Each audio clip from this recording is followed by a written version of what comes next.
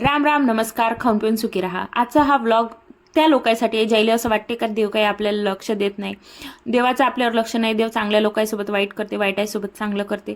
तर तुमच्यासाठी ही गोष्ट आहे. एक पायलट होता परदेशातला. खरी गोष्ट आहे, खोट्या गोष्टी आपण करतच नाही.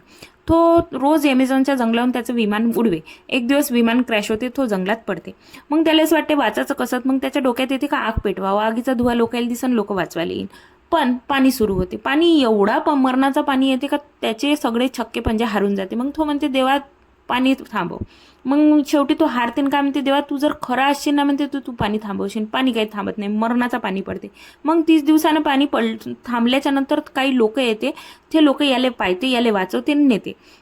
मग हा चांगला झाल्यावर त्या लोकायला विचारते का हो म्हणते तुम्ही म्हणते तुम्हाला माहीत कसं पडलं म्हणते मी इथं पडलो आहे म्हणून म्हणते. तो म्हणते अवश्य आहे नाही, आम्ही तुला वाचवायला नव्हतं आलो म्हणते, आम्ही ते नट्स उचलायला आलो होतो म्हणते, जे असा पाणी पडल्यावरच खाली पडते. काऊन का झाडं तर लय उंच आहे म्हणते, असे काय आम्हाला ते नट्स सापडत नाही म्हणते.